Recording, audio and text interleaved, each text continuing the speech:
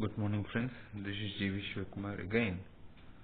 So, we went to the Science Museum and in the section of electricity, so we are seeing a lot of experiments, lot of inventions, discoveries we have already read in the past textbooks, like when we are students.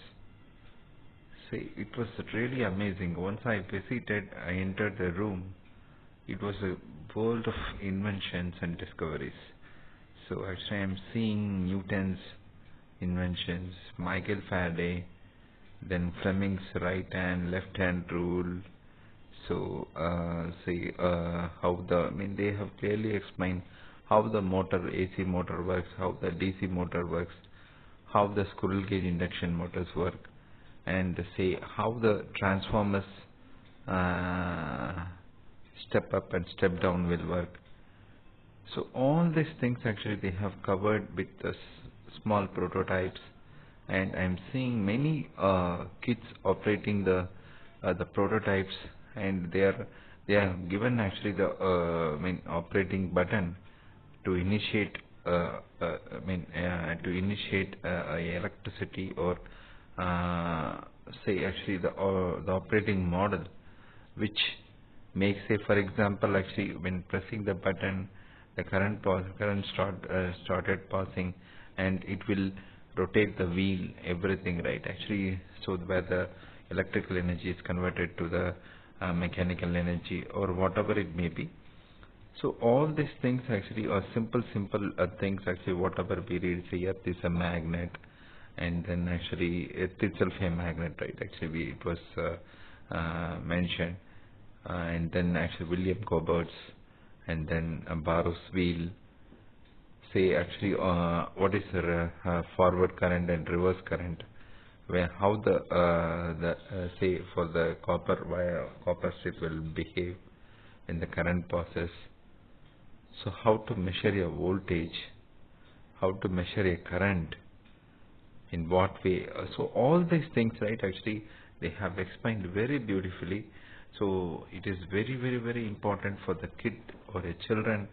If they are really interested in science, right, in the science of, in the say in the field of electricity or electronics, it is really good for them.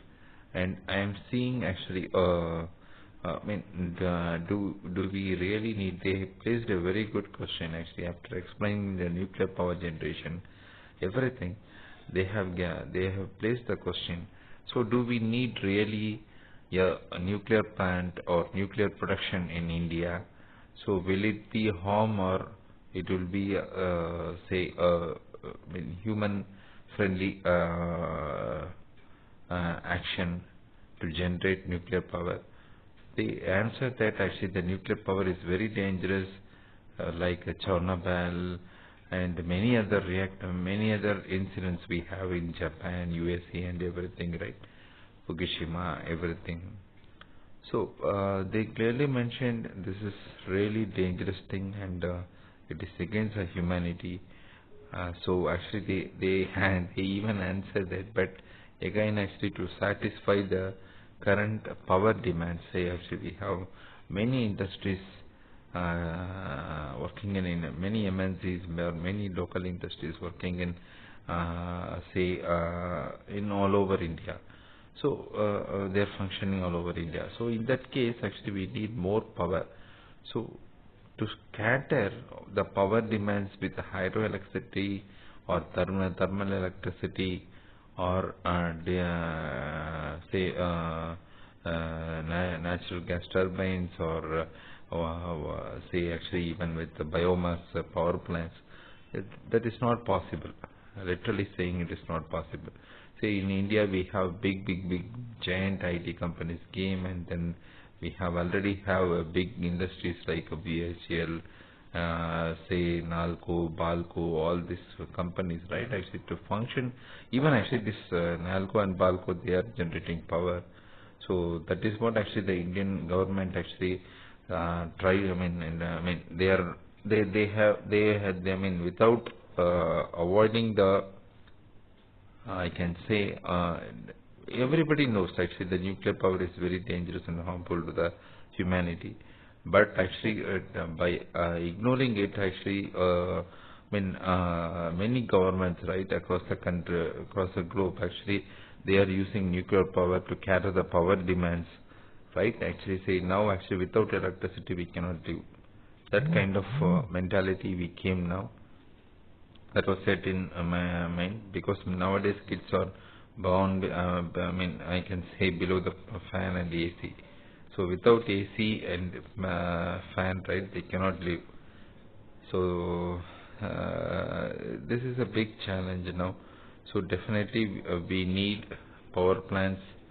So here actually in this electricity department, the exhibit, right? Actually, they have shown how the nuclear plant works, how the thermal power plant works, how the solar power plant works. So how the biomass power plant work, how the distribution after once the power distribution is happened, how it is distributed to the community or a public, right? And also I am seeing the public switch telephone networks, and then actually the crossbar telephone exchanges, where olden days they are using, right, actually. So analog communication systems, how it is powered by the electricity.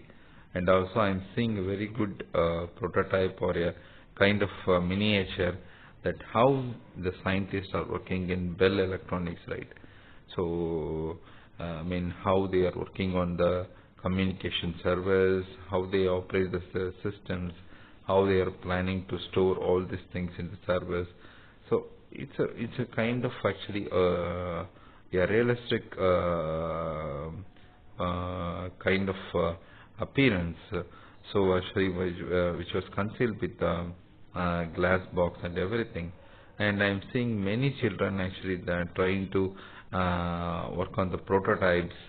So Fleming's right and left hand rules and everything, and Michael Faraday's inventions and then discoveries, and then actually Tesla's inventions. And so we have actually linear induction motors or prototypes. How they simply showed actually how the fan works, how the mixie or grinder or a household, any household equipment, dryers, or how everything is working based on the electricity.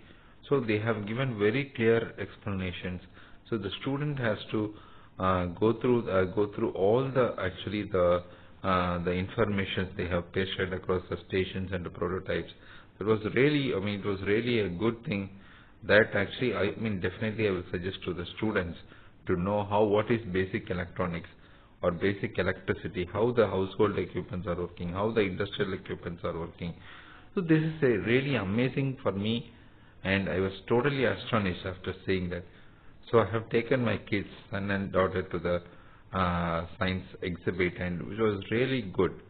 So it is recommended actually to take your kids to the science museum like this, and make them to motivate in the field of science, because in current India actually